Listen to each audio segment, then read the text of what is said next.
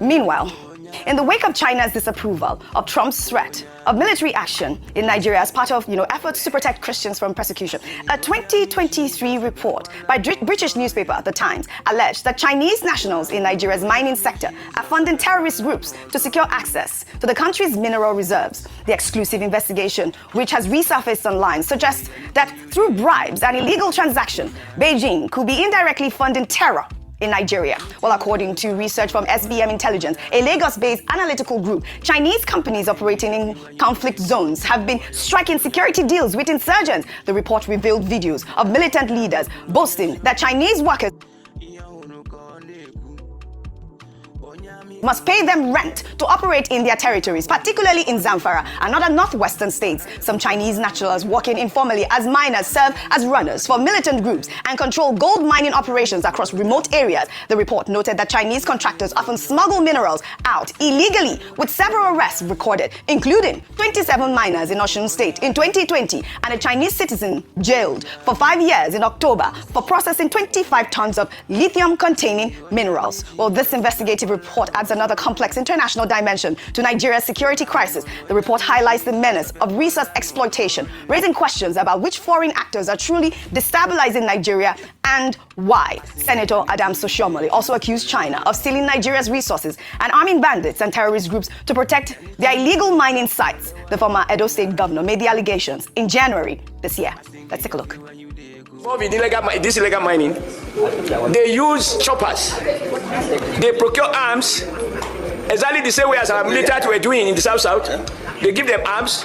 They use choppers to come and cut away the gold, and they take them out of this country and make billions of US dollars.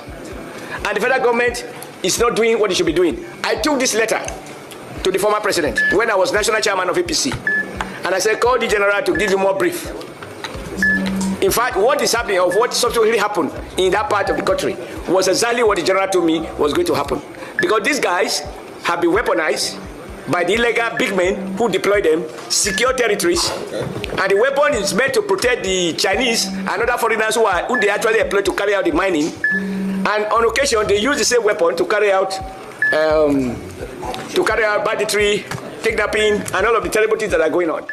All right, Adam Soshomole's statement highlights what many see as hypocrisy in China's position on Nigeria's security crisis. While Beijing has criticized Trump's intervention threats, allegations suggest Chinese mining operations may be directly contributing to the violence by funding and arming the very groups terrorizing Nigerian communities. Ayo, we've seen these reports. So there's so many dimensions to this story, and it ties in with all that we have discussed earlier today. Number one is that yesterday we had said to be cautious about praising China's speaking up for Nigeria against the Trump's announcement and designation of Nigeria as a country of particular concern. At the end of the day, as have been mentioned, no one has the interest of Nigeria, or no country is altruistic in their interventions or diplomatic conversations with the nation. It's always country first. If only Nigeria too, in playing in this table, can put country first. I say this because, OJ, it's not for a lack of intelligence or a lack of information, because we have had a number of people come out to make very significant claims like this, as the Senator Adam Soshomole had made on the floor of the Senate. Number one, we had a list released from Dubai around the financiers of banditry. We've had Nasir El-Rufai, former governor of Kaduna State, give explosive interviews around the people who are funding or enabling banditry and territory. We've had a number of people, high-ranking people, come out to tell us who and who. But I said it and I continue to say it.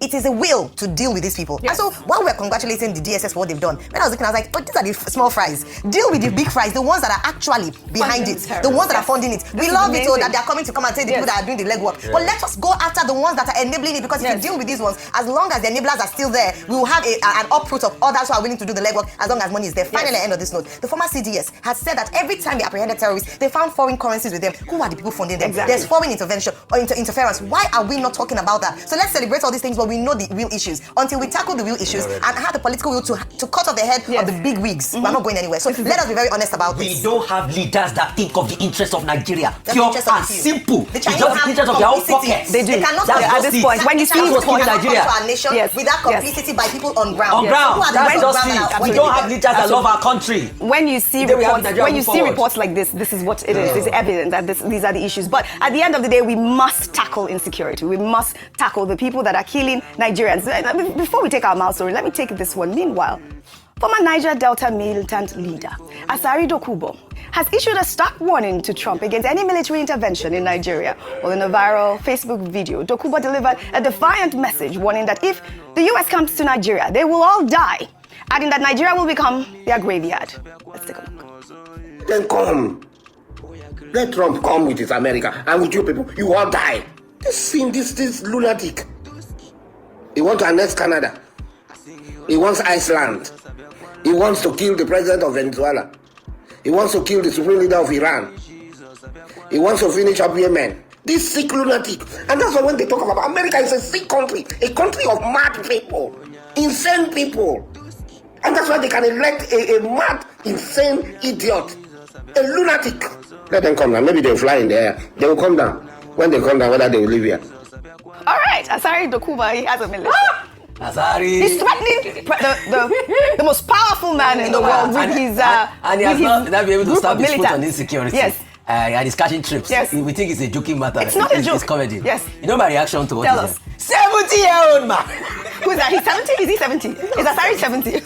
No, he's not 70. What does that mean? Only you don't get the joke. Dealing This with is terrorists. exactly what Let them it take means. him to the forest. It's Asari himself that used to say 70-year-old Oh, man. I didn't even know that. No, Okay. him. The joke is on him. Please. 70-year-old man. So now I want to charge Asari Dokubo, since he knows that he can defeat, the Trump He should go ahead and all now. of the military. There is the Sambisa forest. No, you can just take your people to Sambisa forest right now. Make a hero out of yourself. Right now, we are ready for you. We're ready for you, Asari. Have you seen the video of Asari doing press up? No, I haven't. But he has a group. He has mercenaries. He has everything. You see, that's part of the illegality in Nigeria. All right. Who is he that Right. will have a group that will have guns Yes. and have weapons? Right. But all of this is to smoothen his way into President Tinubu again. Yes. Because they really fought at some point. They Yes. really said, no, it's turned by party points. Yes, absolutely. This country is a crook. Yes. Should people be having guns? Should people like Asari have people or brigade that have guns? You see, that's part Those are of the the questions. insecurity we are talking in this Those are the country. questions. How do they have the approval to have the guns and all of that? Well, all right, let's that's be another ourselves. topic that I thought was important to highlight as well, because we're seeing very many dimensions to the insecurity that we are facing in Nigeria, from mining to religious persecution to kidnapping. All of these insecurity needs to be tackled by the Nigerian government.